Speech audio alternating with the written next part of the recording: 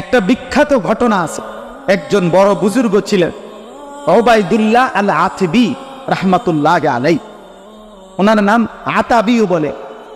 তো এই বুজুর্গ আল্লাহর ওলি, আল্লাহর এক নেক বান্দা। নবীজি সাল্লাল্লাহু আলাইহি সাল্লামের ইন্তেকালের পরে একবার এই বুজুর্গ নবীজির রওজা শরীফ মদিনা, নবীজি সাল্লাল্লাহু আলাইহি ওয়াসাল্লামের রওজার পাশে দাঁড়িয়ে আছেন। তো এই অবস্থায় একজন সহজ সরল মুসলমান, সাধারণ মুসলমান, এই লোকটা আয়েশা নবীজি সাল্লাল্লাহু আলাইহি সাল্লামের রওজার সামনে সেই লোকটা এসে দাঁড়াইছে। এই বুজুর্গও পাশে দাঁড়াও। শুনতেছেন কথাটা? এইটাই শেষ কথা, এই শেষ ঘটনাটা বলতেছে। সব কিতাবে আরবি, উর্দু, বাংলা নবীজির মদিনার ফজিলত, জিয়ারতের ফজিলতের উপরে যত কিতাব আছে ওখানে আছে এই কথা, ঘটনাইটা। তো এই লোকটা ওই যে সাধারণ গ্রাম্য সহজ সরল মুসলমানটা আইসাই, ওই রে দেখ আহাম্মক কথা বলো কেন, ফালতু কথা কান বেটা,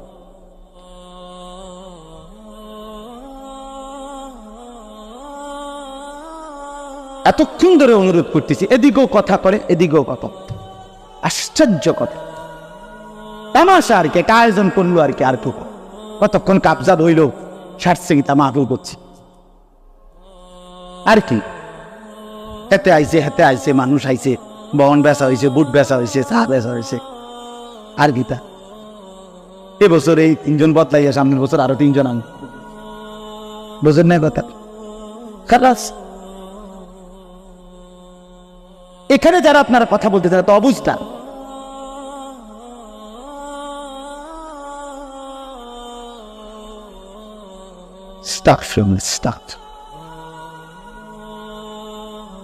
আমি এমনিতেও পারতাম, দোয়া করে দিতাম, সুবিধা কি ছিল?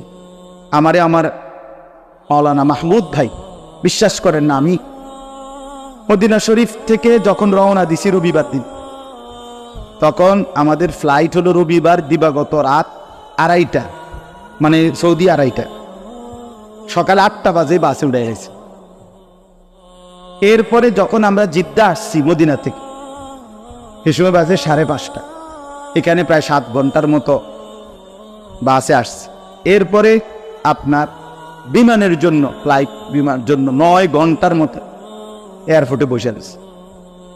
9 ঘন্টা পরে ফ্লাইট, আবার বিমানে প্রায় 6.5 ঘন্টা, 7 ঘন্টা। এর আগের রাত্র যেহেতু চলে আসবো, আগের রাত্র আর ঘুমাইছি। ও রাসূলুল্লাহ সাল্লাল্লাহু আলাইহি সাল্লামের রওজায় বারবার সালাম দিছি, ঘুরে ঘুরে একবারে ফজরের টাইমে যখন বন্ধ করে দিল, শেষবার মানে এই সময়ও আমি সালাম দিছি। আবার আমি দেখছি, আমি তাকাইয়ে পিছনের দিকে আবার বন্ধ করে দিয়েছি, মানে আর সুযোগ নেই। তারপরে মানে অর্থাৎ আগের রাত্র আর এমনিতেই কি ঘুমাইছিল, এই সব মিলাইয়া এরপরে আমি আসছি কালকে। আমি তখনই বলছিলাম মাহমুদ ভাইরে যে আমারে আজকের মাহফিলটা মানে একদিনটা কমপক্ষে যেন বাদ করে দেন, আমি কষ্ট হয়ে যাবো ভাই, আমার খুব ক্লান্তি, শরীরে সারাক্ষণ ঘুম আসতেছে। আমি কিন্তু উনি আমারে কইছে, ওনার মাদ্রাসা তো আমি বয়ান করছি ওই মাদানিয়া, কিন্তু উনি বলছে হুজুর আমার মাদ্রাসার বয়ানটা তো কোনো সমস্যা নাই, এটা মাসিক ইসলাহি মাহফিল ভিতরে হয়, আমারটা তো আমি বাদ করে দিতে পারতাম, কিন্তু এই মাহফিলটার কথা বলছে, এই ছেলেরা অনেক মহব্বত করে আয়োজন করছে, অনেক খুশি হয়েছে, তারা অনেক বক্তা আলেম ওলামা দাওয়াত দিছে, আমনে তারা খুশি হয়ে বলছে। তখন আমি শুধু এই মাহফিলটার কথা শুনি না যে ঠিক আছে আমি বলছি ঠিক আছে না, এই পরে আসছে। আমার প্রচন্ড ক্লান্তি শরীরের কথা বুঝছেন, কিন্তু কোনোভাবেই আপনাদেরকে বুঝাইতে পারলাম না, আপনারা আপনাকে ক্যাশ বেস করতে আছে। আফসোস, আসুন আফসোস, পাঞ্জাবি টুপিওয়ালাও কথা কারে বলুন, কারে শুন, পাঞ্জাবিওয়ালারও আর কিছু দরকার নেই, মোবাইল আছেন, সমস্যা কি? যা দরকার সেটা তো আছেই, ফেসবুকে আছে, ইউটিউবে আছে, আর কিতাব যেটা লাগবে সেটা তো মোবাইল আব্বারে জিগাইলেই হোক। না বাস্তব এখন মানসিকতা এইটা, হুজুর তুমি আসো, হুজুর একজন লইয়া পড়ে আমার মোবাইলে আছে লাখ আগে কইতো বানছে, এটার এখন নমুনা আছে। আগে মুরব্বীরা অনেক সময় কথা কইতো রসিকতা করে, চা দোয়ান, আরে বেটা 2-4 জন হুজুর আমরা পকেটে রাখি, অন কয়েক হাজার হুজুর পকেটে রাখি, ওই যে মোবাইলে দিকে। এটার ওই মুরব্বীকে কথাটা এখন কি হয়েছে বাস্তবায়ন। আমার ভাইয়া খামখেয়ালিতে বললাম না, জিন্দিগি চলে যা। তো পরে এই লোকটা দাঁড়াইয়া ওই বুজুর্গ পাশে শুনতেছে, লোকটা সেই নবীজির রওজা পাকে সামনে দাঁড়িয়ে বলল, ইয়া রাসূলুল্লাহ, আমি আল্লাহর কোরআনের এই আয়াত আমি শুনেছি, পড়েছি যে আল্লাহ বলছে আপনাকে সামনে নিয়ে আপনার কাছে যদি কেউ মাফ চায়, আরে আল্লাহর কাছে কেউ মাফ চায় আর আপনিও যদি একটু সুপারিশ করেন তো আল্লাহ মাফ করে দিবেন। ইয়া রাসূলুল্লাহ, আমি আসছি আপনার সামনে, আমি আল্লাহর কাছে মাফ চাইতেছি, আপনি বলতে কোন আমল। এই লোকটা বলছে ও সাধারণ যে আপনার কাছে আমার অনুরোধ, আমি মুস্তাগফিরান বিযুনুবি, আমি আমার গুনাহের জন্য মাফ চাচ্ছি, ও মুস্তাশফিআন বিকা ইলা রাব্বি, আর আপনার কাছে আপনার মাধ্যমে আল্লাহর নিকট বলার জন্য আপনার কাছে একটু সুপারিশ চাচ্ছি। আপনি তো একটু সুপারিশ কোন আমল দেখুন। এই কথা বলে এই সাধারণ লোকটা, সহজ সরল মুসলমান, এই লোকটা আপনার এরপরে একটা 4টা শের পড়ছে, 4টা লাইন নবীজির মহব্বতে কবিতা আবৃত্তি করছে। ইয়া খায়রা মান দুফিনাত বিল কা'i আযমু ফাতাবা মিন তিবিহিন্নাল কা'u ওয়াল আকামু নাফসিল ফিদাউ লিকবরিন আনতা সাকিনুহু ফীহিল আফাফু ওয়া ফীহিল জুদু ওয়াল কারাম। এটা নবীজির প্রশংসার বাক্য কিছু। এই 4টা শের পড়ে লোকটা চলে গেছে। এই বুজুর্গ বলেন, ওবায়দুল্লাহ আল আতাবি রাহমাতুল্লাহ আলাইহি বলেন, একটু পরেই নবীজির রওজা থেকে বের হয়ে আমি এক জায়গায় বসছি, আমার একটু হেলান দেওয়াতেই আমার চোখে ঘুম চলে আসছে। ওই বুজুর্গ যিনি দাঁড়াইয়া শুনছিল লগে, কথা বুঝছেন কেউ? কসম আল্লাহর, ওই বুজুর্গ বলেন সাথে সাথেই চোখ ঘুমের থেকে ঘুমে যাওয়াতেই, ঘুম আসাতেই আমি নবী সাল্লাল্লাহু আলাইহি সাল্লামের স্বপ্নে নবীজির জিয়ারত নসিব হয়েছে। আর নবীজি সাল্লাল্লাহু আলাইহি সাল্লাম বললেন, আমাকে বলছেন, এখন তুমি ওই বেদুইন, ওই আরবি যে লোকটা একটু আগে আমার সামনে দাঁড়াইয়া আমার প্রশংসার বাক্য বলছে, আমার কাছে সুপারিশ চাইছে, তুমি তারে এক্ষণ গিয়া বলো আমি তার জন্য সুপারিশ করছি আর আল্লাহ তারে পুরা মাফ করে দিচ্ছে। আচ্ছা, এইটা যে বাস্তব সত্য গল্প কাহিনীটা, এই ঘটনাটা, এটার প্রমাণ কি জানেন? প্রমাণ হলো এই এখনো, আজকে 1000 বছর 100 বছর পরেও এখনো, আজকের এখনো রাসূলুল্লাহ সাল্লাল্লাহু আলাইহি সাল্লামের রওজা মুবারক যেখানে দাঁড়িয়ে সালাম দেয় হাজী সাহেবরা, যেখানে দাঁড়ায়, এইখানের মাঝের 2 খুঁটিতে ঠিক মাঝখান বরাবর, আমি প্রতি বছর গেলেই যখনই যাই আমার হাজী যারা লগে থাকে আমার সাথে, তারপরে দেখাই স্বর্ণের অক্ষর, স্বর্ণ দিয়ে মোড়ানো অক্ষরে এই 4টা শের কবিতার এই লাইন 4টা এখনো আছে, আজও। অনুসরণ করো, ভালোবাসো, খালাস, সোজাই। এই জন্য দয়া করে এই কথাটা আপনারা রসুলের শহর থেকে, নবীর রওজা পাকের কাছ থেকে আমি আসছি, এই জন্য আমার মনে থেকে এটা বলল, এজন্য বলি রাসূলুল্লাহ সাল্লাল্লাহু আলাইহি ওয়াসাল্লামের অনুসরণ। আমার শায়েখ আরিফ বিল্লাহ হাকিমুন নফস আল্লামা মুফতি মুশতাকুন নবী কাসিম দামাত বারাকাতুহু, হুজুর তো গত বছর নাকি এই মাহফিলে আসছেন, আলহামদুলিল্লাহ। তো হুজুরে সবসময় বলে যে বহু মানুষ রাসূলুল্লাহ রওজার সামনে মদিনায় যায়, কিন্তু চেহারা সুরতে চলনে বলনে নবীর অনুসরণ সুন্নাতের নমুনা তার মধ্যে নাই। সে কাছে আইসা ওদের বহু লোক আছে 70 বছরের জীবনে চোখের পানি ফেলছে, কিন্তু অভাবের কারণে, সামর্থ্য না থাকার কারণে কোনোদিন মক্কা মদিনায় চাইতে পারে নাই। আছে না এমন মানুষ? কত গুনগুনাইয়া কানছে, কত গজল শুনছে নবীর জন্য, তো চোখের পানি পড়ছে। আমি কি দাঁড়াবো না? আমি কি দাঁড়াবো না কোনোদিন? এমন কত মুসলমান কোনোদিন যাইতে পারেন, শুধু কানছে, আর দরুদ শরীফ পড়ছে, অথবা নবীর প্রশংসায় কোনো গজল শুনছে তো চোখের পানি পড়ছে কিনা বলে, কিন্তু জীবনটা রাসূলুল্লাহ সাল্লাল্লাহু আলাইহি ওয়াসাল্লামের অনুসরণ করছে, মিসওয়াক করছে, দাড়ি রাখছে, হালাল উপার্জন খাইছে, বউ বাচ্চারে নামাজ রোজার মধ্যে রাখতে চেষ্টা করছে, পাক পবিত্র রাখছে শরীরটাকে, সব মিলাইয়া নবীর তরিকা অনুসরণ করছে। কিন্তু কাছে যাইতে পারে নাই কোনোদিন। খোদা কসম, হুজুর বলে যে সেই লোকটা দূরে থেকেও কাছে। সে কি? তাহলে কেউ কাছে থেকেও দূরে, কেউ দূরে থেকেও কাছে, কেউ দূরে থেকেও কাছে। হ্যাঁ, এই জন্য আল্লাহ তাআলা বললেন, ওমা আরসালনা মির রাসূলিন ইল্লা লিইউতাআ বিইذনিল্লাহ। আমি রাসূল পাঠিয়েছি আনুগত্যের জন্য, অনুসরণের জন্য। জিন্দেগি পুরাটা অনুসরণ। এই জন্য আপনাদের কাছে আমি প্রথম কথা বললাম, নবী সাল্লাল্লাহু আলাইহি সাল্লামের অনুসরণের মধ্যে আমাদের ঈমানের পূর্ণতা নিহিত। নবীজির অনুসরণের মধ্যে আল্লাহর ভালোবাসার প্রাপ্তি নিহিত। নবীজির অনুসরণের মধ্যে আল্লাহর কাছ থেকে মাগফিরাত, গুনাহ মাফ, জাহান্নামের মুক্তি, এটাও লুকায়িত। নবী সাল্লাল্লাহু আলাইহি সাল্লামের ভালোবাসার মধ্যে আমার দুনিয়া আখিরাতের সার্বিক নিরাপত্তা, সৌন্দর্য, সমস্ত কিছুর পূর্ণতা। বলেন আলহামদুলিল্লাহ। এই জন্য এই যে কয়জন শেষ পর্যন্ত টিকলে, আপনাদেরকে বললাম, আপনারা কথাটা গুরুত্ব দিয়ে, একটা মাহফিলের আয়োজন হইছে, কিছু হাঙ্গামা হইছে, শোরগোল হইছে, শিক্ষার বিক্ষার দিছে, সব মিলাইয়া হইছে, খারাপ না লোক হইছে, মাঝখান দিয়ে কদ্দুর হয় নাই, আবার হইছে, অথবা প্রথমে আসিল লোক, পরে গেছে গা, দেখ যা হইছে হইছে। এই আইন এই লোক মানে নিজেদের মধ্যে আয়োজন, আলোচনার সময় কি যে এটা তো লোক হইছে, লোক গেছে গা, লোক আইছিল, জমছিল, এই হয়েছিল, এই হয়েছিল, এরপরে কথা বলেন না আমারে। তো এরপরে কিতা, তো এইটি কিতা বানাইলেন আর কি হিসাব করলেন? ফালতু এটা কি লাভ হইল? কি লোক আইলেই কি, গেলেই কি? মানুষকে আরা দিন এনে বইতে গুনে আমনে বেটার কাম নাই। কথা বলেন না কেন? আমনে একটা মাহফিলের হাজার করছে, তারা কি রাত চুক্তি বসে রাখি?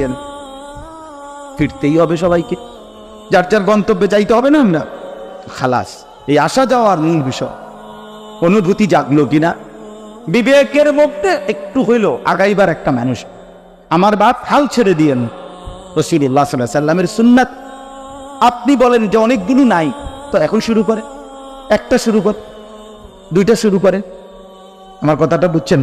বাম পাও দিয়ে নবী সাল্লাল্লাহু আলাইহি সাল্লাম বাথরুমে, টয়লেটে ঢুকতেন, আজকের থেকে শুরু করেন। নাকি এটাও পারতেন? কথা বলেন, এটাও পারতেন না?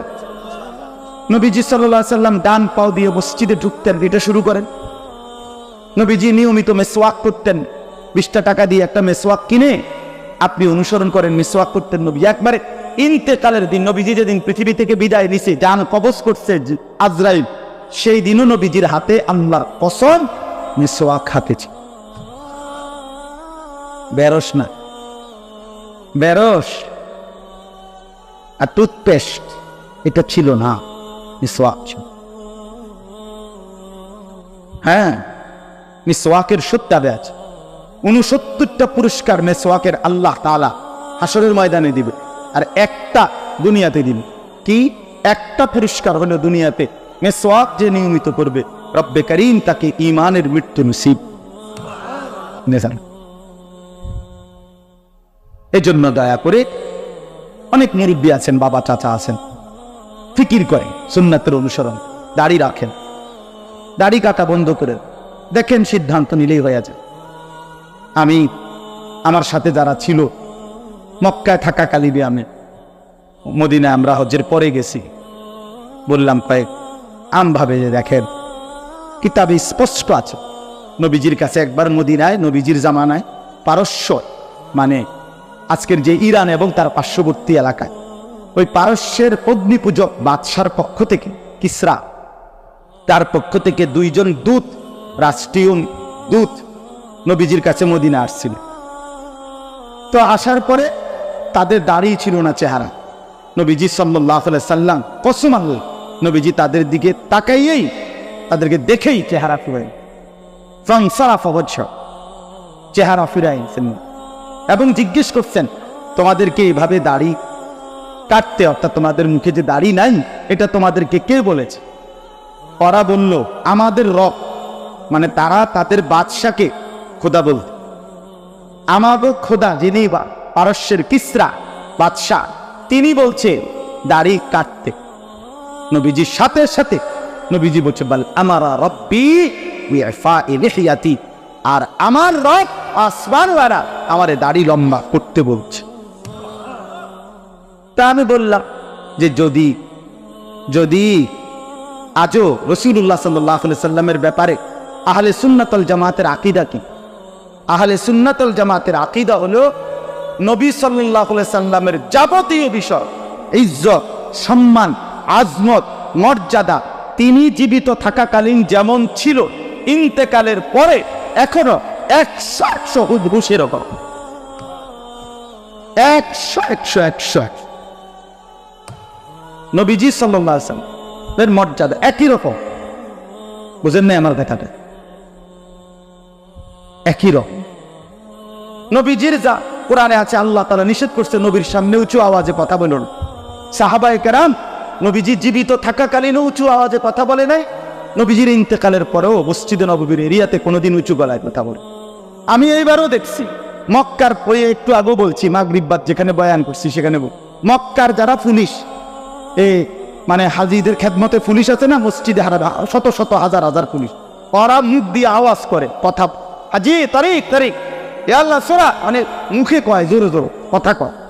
কিন্তু মদিনার কোন পুলিশ রাসূলুল্লাহ সাল্লাল্লাহু আলাইহি ওয়াসাল্লামের রওজার এখানে কেউ মুখে কিছু বলে না, হাত দিয়ে টানে, শুধু হাত দিয়ে ঠেলে আগায় দেয়, এর এক কথা কয় না, জোরে আওয়াজ কয়, এটা নিষেধ। এটা রাসূলুল্লাহ সাল্লাল্লাহু আলাইহি ওয়াসাল্লামের আজমত। ইন্তেকালের আগে তিনি যেমন মর্যাদা যা কিছু ছিল এখনো তা। নবীজি সাল্লাল্লাহু আলাইহি ওয়াসাল্লামের স্পষ্ট হাদিস, তিনি বলছেন আমার ইন্তেকালের পরে যারা আমার রওজা মদিনা আমার সামনে দাঁড়িয়ে আমার জিয়ারত করলো, তারা যেন হুবহু আমার জীবিত থাকাকালীন আমার সামনে জিয়ারত, হুবহু 100। তাইলে কি বুঝাইতে চাচ্ছি? বুঝাইতে চাচ্ছে এই কথাটা, যেই নবী সাল্লাল্লাহু আলাইহি সাল্লাম জীবিত থাকাকালীন দাড়িবিহীন চেহারা দেখে চেহারা ফিরাইয়া নিলেন, আজও যারা নবীজির রওজার সামনে যাবেন তো তাদের চেহারায় যদি দাড়ি না থাকে তো নবী সাল্লাল্লাহু আলাইহি সাল্লাম চেহারা ফিরাই নেবেন, তো আপনি কারে সালাম দিবেন? আলহামদুলিল্লাহ, যে 2-4 জন আমার সাথীদের মধ্যে ছিল, আমার 54 জন সাথী, আলহামদুলিল্লাহ আল্লাহর দয়া, মদিনা যখন রওনা দিছে সবার চেহারা দাঁড়াচ্ছে।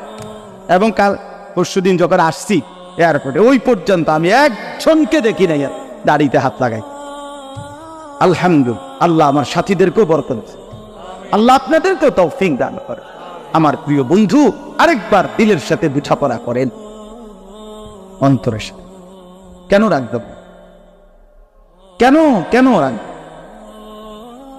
আরেকবার আমনে বুঝবো, মনের একটা বোঝাপড়া করেন যে রাসূলুল্লাহ সাল্লাল্লাহু আলাইহি ওয়াসাল্লামের অনুসরণটা আপনার পছন্দ হয় না কেন, তার একটা যৌক্তিক কারণ আপনি বাইর করে। কথা বুঝেন নাই আমার? আরে আমার কথাটা বুঝছেন কিনা বলেন? একটা যৌক্তিক কারণ, বিড়ি সিগারেট এই দুর্গন্ধওয়ালা মুখটা কেন বানাইলেন, এটার একটা কারণ দর্শক, একটা কারণ কর না। কথায় কথায় গালি দেন মুসলমান হইয়া, এটা কারণটা বলেন না কি আসলে, কথা বলেন। সুদ ছাড়া, কিস্তি ছাড়া চলতে পারেন না, সংসার চলে না কেন? সুদের লেনদেন করলেন কেন? সুদের মধ্যে আটকায় গেলেন কেন? কয় টাকার অভাবে কইরা সুদ নিয়েছিলেন, কি বলেন? দয়া করে এই আয়াত আবারও বললাম, আল্লাহ তাআলা বলছেন আমি অনুসরণের জন্য, আনুগত্যের জন্যই শুধু রাসূল পাঠিয়েছি। এজন্য নবী সাল্লাল্লাহু আলাইহি সাল্লামকে ভালোবাসেন। এটা যদি এখন এই পাশ থেকে একজন একজন করে জিজ্ঞাসা করি, এই পর্যন্ত আমি পর্যন্ত সবাই আমরা বলবো যে হ্যাঁ নবীকে ভালোবাসি, ঠিক কিনা বলেন? এটা আমরা বুঝি, জিগাইলে একজন একজন করে কইতে কইলেও সবাই কইব, কিন্তু প্রমাণ তো দেখান, কাগজপত্র দেখান। কথা বুঝেন না? কথা BS RS দেখান, খতিয়ান কই, কাগজপত্র লাগবে না আমার কি?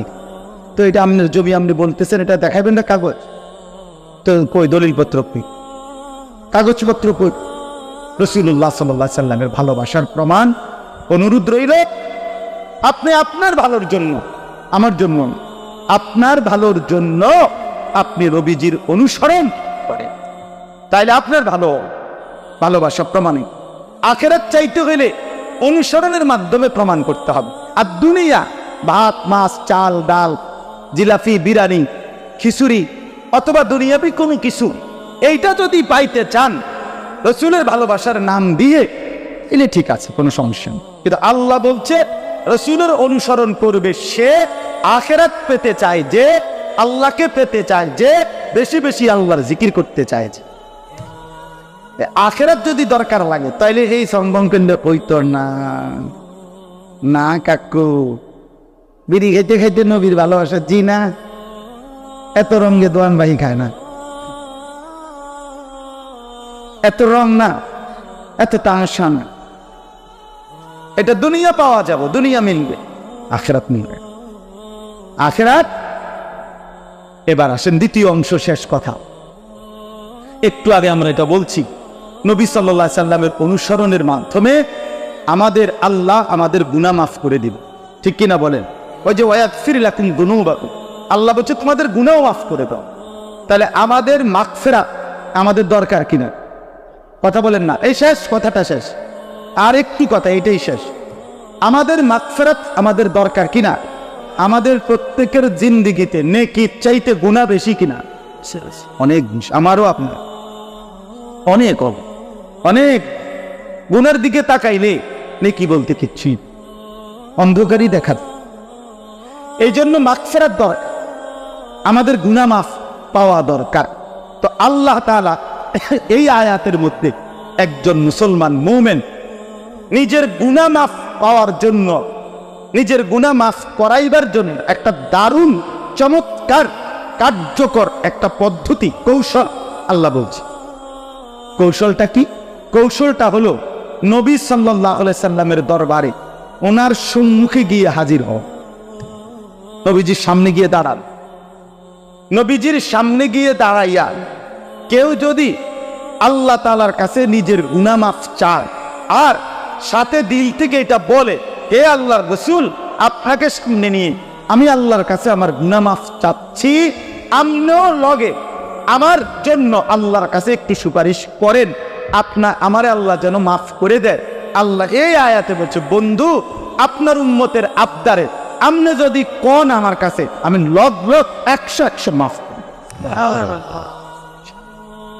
আপনি শুধু শুধু কইলে এইটাই কথা। ওয়ালাউ আন্নাহুম ইয যালামু আনফুসাহুম, রব্বুল আলামিন বলেন আমার বান্দারা যদি পুরা জিন্দেগি গুনাহ করে ফেলে, নিজের উপরে জুলুম করে ফেলে, গুনার সাগর যদি পাহাড় পরিমাণ গুনাহ করে ফেলে, কোটি কোটি গুনাহ যদি করে, যা উকা এরপরে আপনার সামনে আসে, আপনার সামনে হাজির হয়, ফাস্তাগফিরুল্লাহ, এরপরে আপনাকে সামনে নিয়ে যদি আমি আল্লাহর কাছে গুনাহ মাফ চাই, ইস্তিগফার করে, ওয়াস্তাগফারা লাহুমুর রাসূল, আর তাদের জন্য আপনি রাসূল যদি আমি আল্লাহর কাছে একটু মাফ চান, মানে সুপারিশ করেন, আপনি বন্ধু যদি বলেন যে আল্লাহ আমার এই উম্মতকে আপনি মাফ করে দেন, লাওয়াজাদুল্লাহ তাওয়াবার রহিমা, আল্লাহ বলে বন্ধু আমি ওয়াদা দিলাম সাথে সাথে আমি আল্লাহকে আপনি তওবা কবুলকারী হিসেবেই পাবেন, আমি মাফ করে দেব।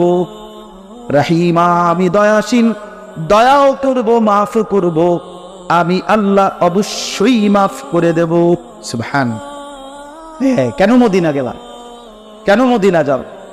কেন নবী সাল্লাল্লাহু আলাইহি সাল্লামের রওজার সামনে দাঁড়াবো? এই জন্য আমার যে গুনাহ মাফ দরকার, দরকার না? আমার যে মাগফিরাত দরকার, আমার যে জাহান্নামের আযাব থেকে বাঁচা দরকার, এই জন্য যাও, এই জন্যই যাও, এই জন্য।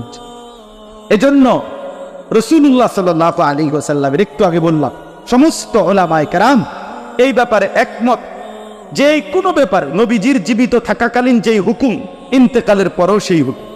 কথা বুঝেন না? তাহলে আল্লাহ বলছে আপনার সামনে এসে যদি কেউ মাফ চায় আমি আল্লাহর কাছে, আপনিও যদি বলেন তাইলে আমি মাফ করে দেব। এটা জীবিত থাকাকালীন যেমন, ইন্তেকালের পরে এখন রাসূলুল্লাহর মদিনা রওজা আতহারের সামনে দাঁড়াইয়া বললে, আর নবী যদি আমার দিলের দরদ আর ব্যথা দেখে, নবীর মহব্বত অনুসরণ দেখে, আর রাসূল সাল্লাল্লাহু আলাইহি ওয়াসাল্লাম যদি কুদ্দুর পড়ে, খোদার কসম আল্লাহ মাফ করো। মাফ করে দেন। এটার প্রমাণ এই একটা প্রমাণ বলে শেষ করছে। কিতাবের মধ্যে, সব কিতাবে একটা বিখ্যাত ঘটনা আছে। একজন বড় বুজুর্গ ছিলেন ওবায়দুল্লাহ আল আতবী রাহমাতুল্লাহ আলাই, ওনার নাম আতাবিও বলে। তো এই বুজুর্গ আল্লাহর ওলি, আল্লাহর এক নেক বান্দায়, নবীজি সাল্লাল্লাহু আলাইহি সাল্লামের ইন্তেকালের পরে একবার এই বুজুর্গ নবীজির রওজা শরীফ মদিনা, নবীজি সাল্লাল্লাহু আলাইহি ওয়াসাল্লামের রওজার পাশে দাঁড়িয়ে আছেন।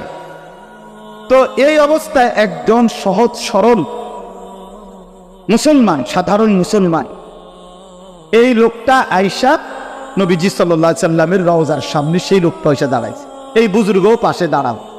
শুনতেছেন কথাটা? এইটাই শেষ কথা, এই শেষ ঘটনাটা বলতেছে। সব কিতাবে আরবি, উর্দু, বাংলা, নবীজির মদিনার ফজিলত, জিয়ারতের ফজিলতের উপরে যত কিতাব আছে না আছে এই কথা, ঘটনাই। তো এই লোকটা ওই যে সাধারণ গ্রাম্য সহজ সরল মুসলমানটা আইসেই, ওই রে দেখ আহাম্মক, কথা বলো কেন, ফালতু কথা বল বেটা।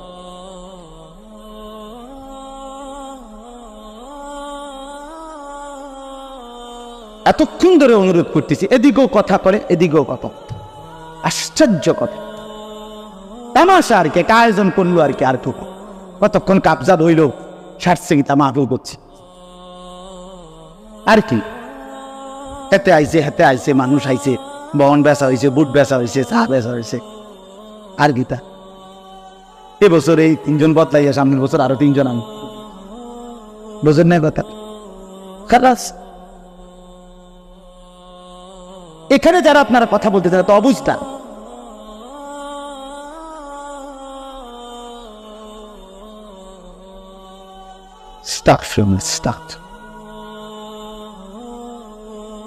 আমি এমনিতেও পারতাম, দোয়া করে দিতাম, সুবিধা কি ছিল।